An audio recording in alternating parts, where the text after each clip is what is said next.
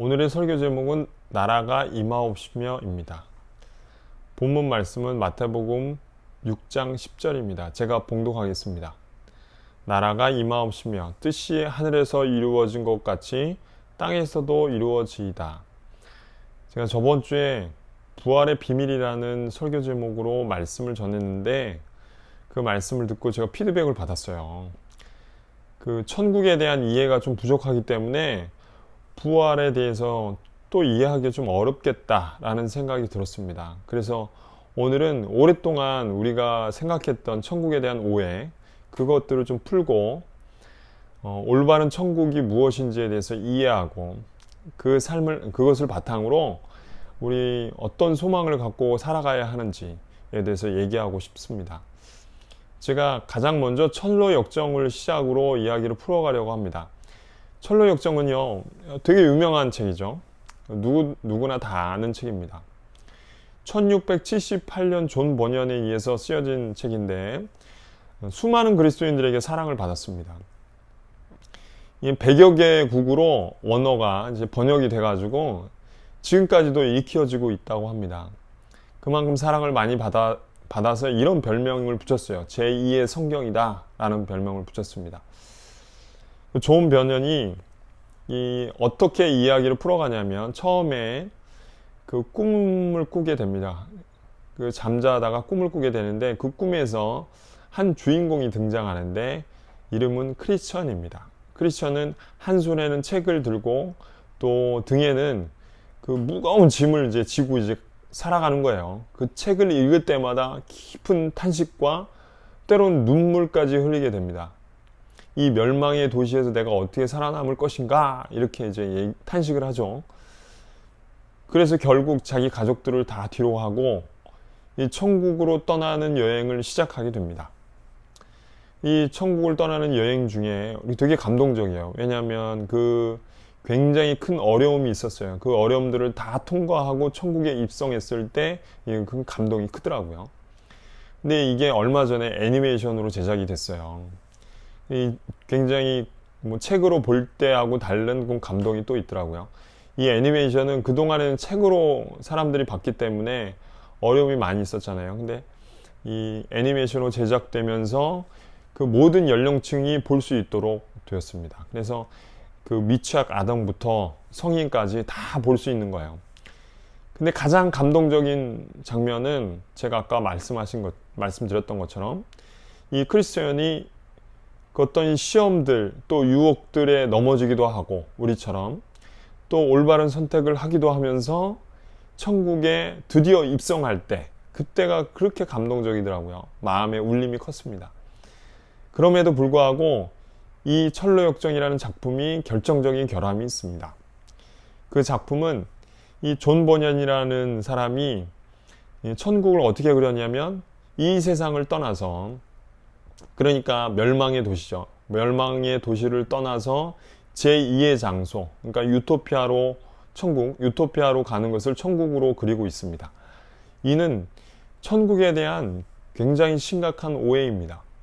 천국은 이 세상이 너무나 고난이 힘들어가지고 이 세상을 탈출해서 영원한 안식으로 가는 것이 아닙니다.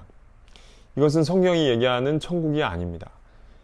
이것은 성경이 얘기하는 천국과는 굉장히 거리가 먼 것입니다. 오히려 천국은요, 하나님께서 창조하신 이 세계가 회복되는 데에 초점이 있습니다.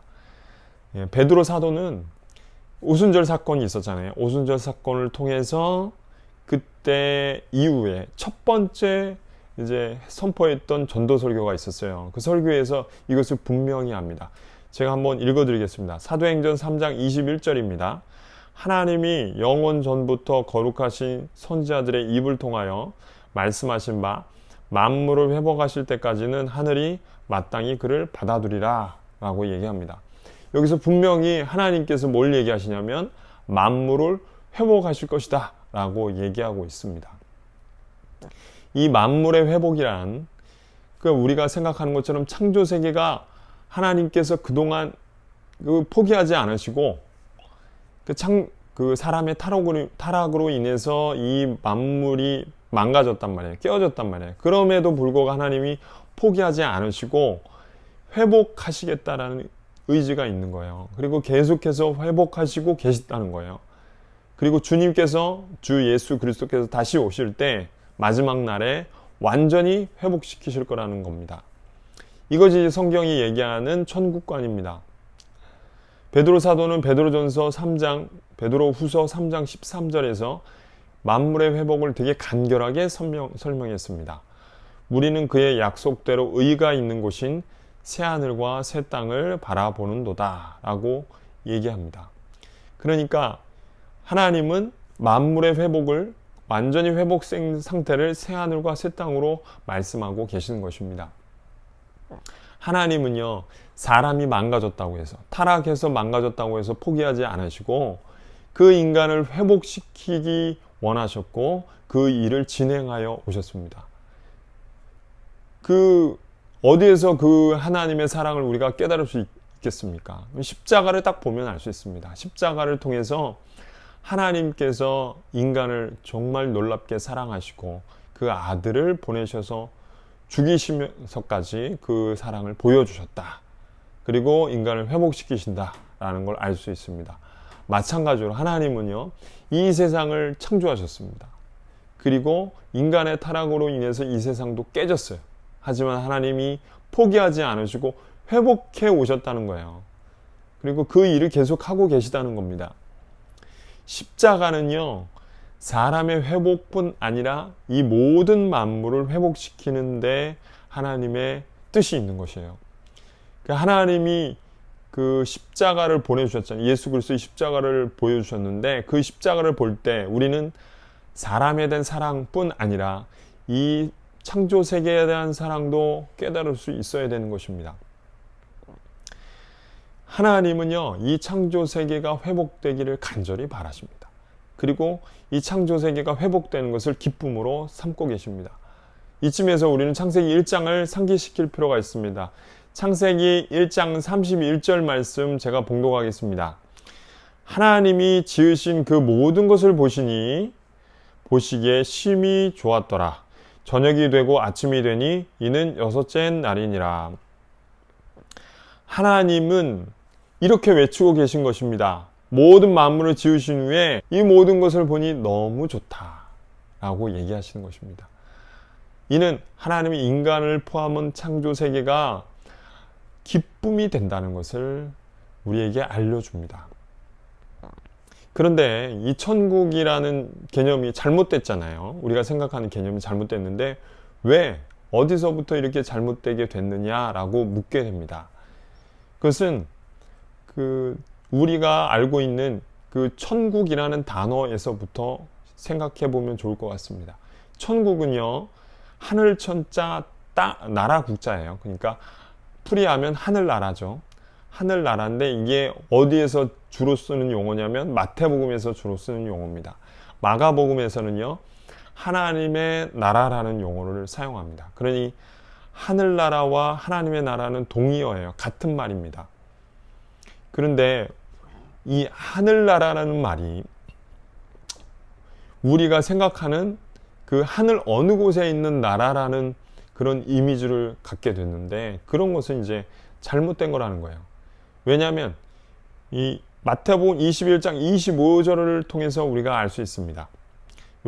요한의 세례가 어디로부터 왔느냐? 하늘로부터냐 사람으로부터냐? 그들이 서로 의논하여 이르되 만일 하늘로부터라 하면 어찌하여 그를 믿지 아니하였느냐 할 것이요 라고 말합니다. 이 얘기는 어떻게 나오는 거냐면 예수님이 그 성전에서 가르치셨어요. 그런데 종교 지도자들이 쫓아와 가지고 아니 무슨 권위로 이런 일을 합니까? 이제 물었던 거죠. 그때 예수님이 그 대답을 질문으로 하셨어요. 뭐라고 했냐면 세례 요한이 누구에게 파송받았느냐? 하늘로부터냐 아니면 사람으로부터냐? 이렇게 얘기하신 거죠. 그때 이 하늘이라는 것은 하나님을 지칭합니다.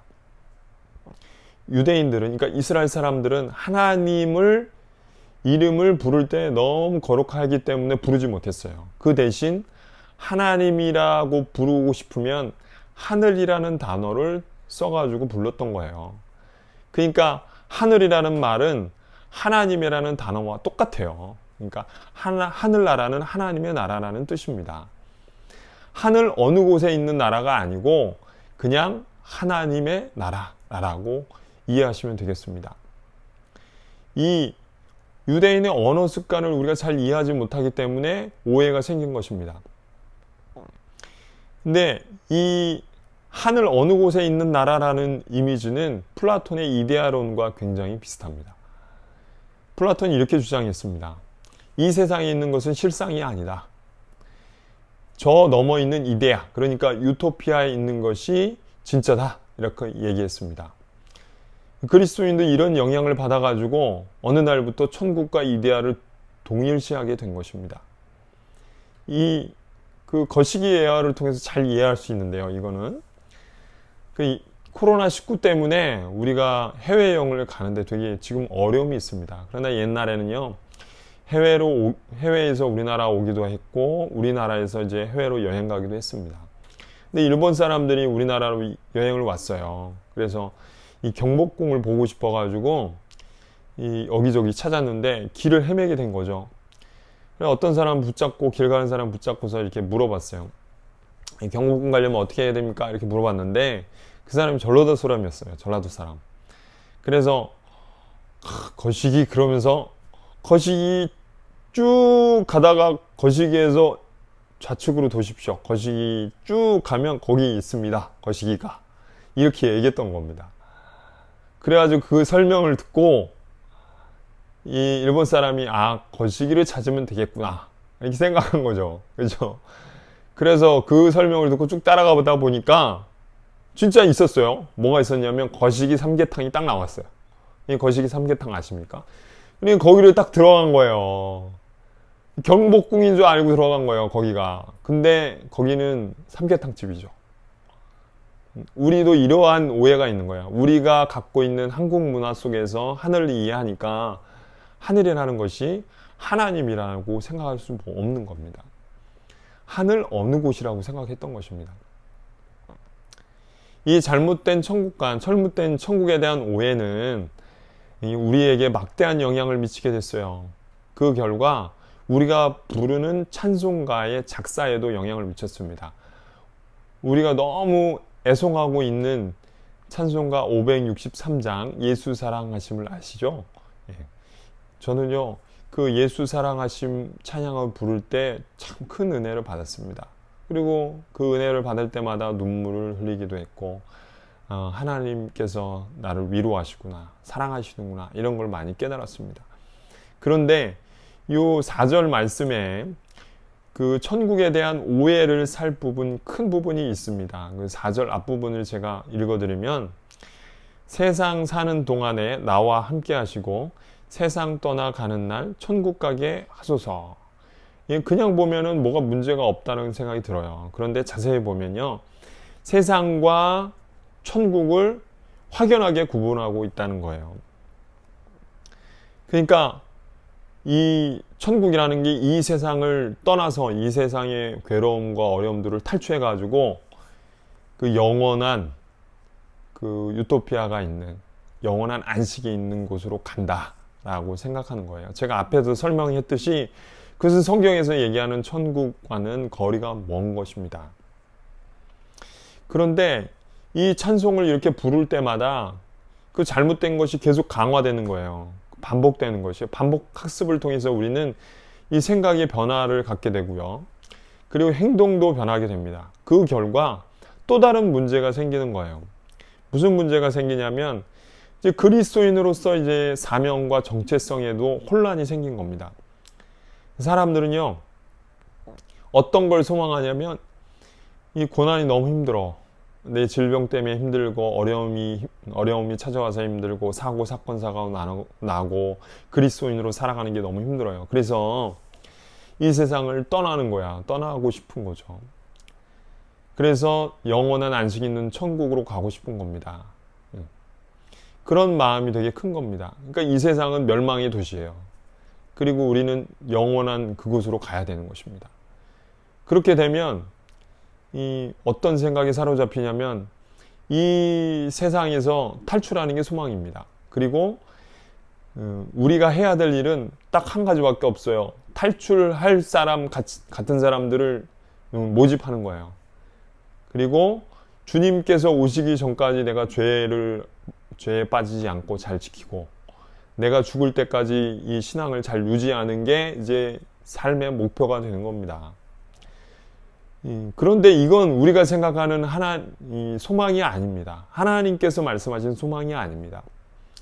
오히려 하나님께서는 이 창조 세계의 회복에 초점이 있으십니다. 하나님께서 이 창조 세복을 위해서 열심히 일하시며 애쓰시고 계시고 결국 완성하실 것입니다. 완성이 멀지 않았어요. 초대교인들의 소망이 무엇이었습니까? 이 창조 세계의 회복이 있었던 겁니다. 이 창조 세계가 회복되어서 상속으로 받는 일, 하나님께서 약속하신 것, 거기에 소망이 있었던 것입니다. 그걸 바로 이제 새하늘, 완성된 그 회복이 완성된 것을 새하늘과 새 땅이라고 하는 것입니다. 그렇다면 우리는 어떻게 살아야 되냐? 이 새하늘과 새 땅을 기다리면서 사는 삶이 어떤 것이냐라고 할 때 지금 현재 우리가 그 나라를 위해서 또 그 나라를 회복하기 위해서 일하시는 하나님의 일에 우리가 동참해야 되는 것입니다. 여기에 우리의 부르심과 사명이 있어요. 여기에 우리가 갖고 있어야 되는 그런 동역이 있습니다. 하나님과의 동역자로 부르시는 것이 있습니다. 하나님이요, 정치, 경제, 사회, 교육, 환경 이런 것에 관심이 있으십니다. 이것에 우리의 또 관심입니다. 이 세상에 있는 모든 불의를 몰아내고 하나님의 정의를 세우는 것, 모든 악을 제거하고 하나님께서 원하시는 깨끗한 세상을 만드는 것, 이것이 하나님의 뜻이고 우리가 하나님과 함께 동역해야 될 일인 것입니다. 우리가 매주 암송하는 주기도문이 바로 이러한 내용을 담고 있습니다. 오늘 본문 말씀 마태복음 6장 10절 말씀 읽겠습니다. 나라가 임하옵시며 뜻이 하늘에서 이루어진 것 같이 땅에서도 이루어지이다. 하나님의 나라가 오게 하십시오. 이제 임하게 하옵소서라는 것은 영어로 이제 coming이에요. 그러니까 오게 해주십시오. 그러니까 하나님의 통치가 이루어져서 이 창조 세계가 완전히 회복되게 할 수 있도록 도와주십시오. 이런 기도를 하는 거예요. 우리가 매주 하는 기도. 그러니까 우리는 하나님께 올리는 이 기도의 뜻을 다시금 이해해야 됩니다. 정확하게 이해해야 됩니다. 그리고 이 하나님의 근본적인 뜻이 무엇인지를 알아야 합니다. 우리는 이 일에 부름을 받았고 이 일에 동참을 해야 되는 것입니다. 우리는 이 일을 위해서 기도해야 되는 것이고 이 일을 위해서 힘써야 하는 것입니다. 그런데 우리가 간과하지 말아야 될 사실이 한 가지가 있습니다. 이 회복에 있어서도 우선순위가 있다는 거예요. 우리의 성경을 읽어보면요, 하나님께서 이 창조세계를 뒤로 제쳐놓은 것 같아요. 그리고 인간의 회복을 위해서 고군분투하시는 것처럼 보입니다. 왜 하나님께서는 모든 창조세계를 회복하셔야 되는데 인간의 회복에 그렇게 최선을 다하시는 걸까? 왜 거기에 우선을 두고 계시는 걸까? 라고 생각할 수 있습니다. 왜냐하면 창조세계의 회복은요, 인간의 회복에 달려있기 때문입니다. 제가 네 구절의 말씀을 읽을 텐데 이 말씀을 통해서 조금씩 이제 풀어가려고 합니다. 로마서 8장 19절, 21절, 22절, 23절 말씀입니다.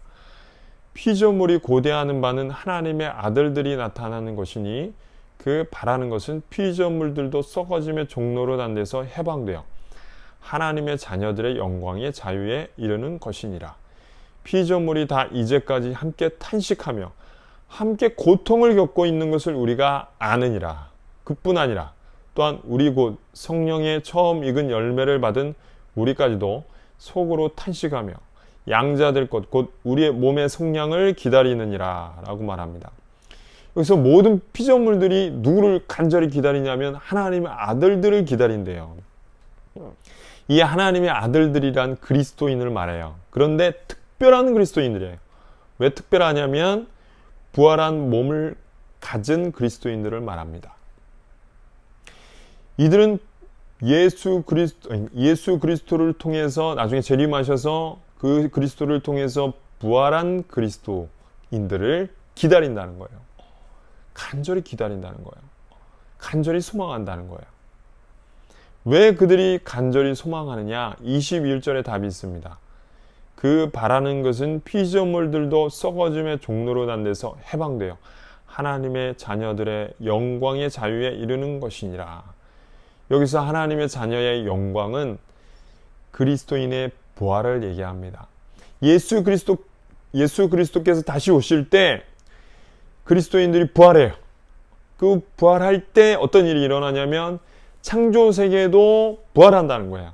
다른 말로 창조 세계도 새롭게 변화된다는 것입니다. 새롭게 갱신되는 거예요. 그런 일이 있다는 거예요. 그것을 간절히 기다린다는 거예요. 간절히 찾는다는 거예요. 왜냐하면 이 창조 세계에도 타락으로 인해서 사람들의 타락으로 인해서 신음하고 고통을 겪고 힘들어합니다. 오염 물질로 인해서 환경 변화로 인해서 이 창조 세계가 신음하고 고통을 겪고 있는 거예요. 근데 그게 언제 끝나냐? 그리스도인들이 부활할 때 완전히 끝나고 완전히 새로워진다는 것입니다. 새로운 인간과 새 하늘과 새 땅은 한 짝입니다. 같은 짝을 이루는 거예요. 우리가 새로운 피조물이 될 때 이 세상도 새로운 하늘과 새로운 땅이 될 것입니다. 그것을 이제 고대하는 거예요. 그들이 고대하는 것입니다. 우리가 아는 예수 그리스도는 놀라운 분이에요. 우리가 알고 있는 것보다 더 놀라운 분입니다. 그분은 인간을 완전히 회복시킬 뿐 아니라 이 모든 세계, 창조의 모든 세계, 우주 끝까지도 새롭게 하시는 능력이십니다. 그런데 우리가 기억해야 되는 것은 이 회복에도 우선순위가 있다는 거예요. 하나님께서는 사람을 회복시키고 그 사람, 회복된 사람을 통해서 창조 세계를 새롭게 하신다는 겁니다. 새롭시키고 회복시킨다는 겁니다. 말씀을 마무리하려고 합니다. 저는 철로 역정을 통해서 이 그릇된 천국에 대한 오해를 바로잡으려고 노력했습니다. 그러니까 우리는 이 세상, 이 멸망의 도시를 탈출해가지고 영원한 안식으로 가는 유토피아를 천국으로 생각하지 않습니다. 그것은 천국이 아닙니다. 만약 그렇게 될 때, 우리가 그것을 소망할 때 어떤 결과를 낳게 되냐면 단지 영원 구원, 영원히 이 세상을 탈출해서 영원히 있는 영원한 나라, 그 하늘의 어느 곳으로 가는 것을 생각합니다. 그래서 이 세상에는 관심도 없고 마음을 둘 필요도 없고 우리가 여기서 할 일도 별로 없는 거예요. 그렇게 되는 것이죠. 그런데 그것은 우리가 하는 주기도문의 내용과는 너무나 반대되는 것이에요. 우리는 이 땅의 회복을 위해서 기도합니다. 이 땅의 회복을 위해서 일합니다. 이 땅의 회복을 위해서 하나님과 동참합니다. 그것이 우리에게 주어진 과제인 것입니다. 한 주간 이 말씀을 깊게 묵상하면서 저도 마찬가지로 여러분도 마찬가지로 성령님 우리가 하나님의 나라에 대해서 더 깊게 깨닫게 해주십시오. 이렇게 간구했으면 좋겠어요. 그리고 그 간구를 바탕으로 하나님 내가 어떻게 살아가야 합니까? 그리스도인으로 어떻게 살아가는 것이 하나님의 뜻입니까? 라는 것을 깨달았으면 좋겠습니다. 그렇게 한 주간 같이 기도했으면 좋겠습니다. 그리고 사랑하는 여러분, 한 주간 하나님의 사랑에 깊이 젖어들고 그래서 회복되어지는 그런 한 주가 되었으면 좋겠습니다. 주님의 평안이 여러분 한 사람 한 사람에게 모두 가득하기를 축원합니다. 감사합니다.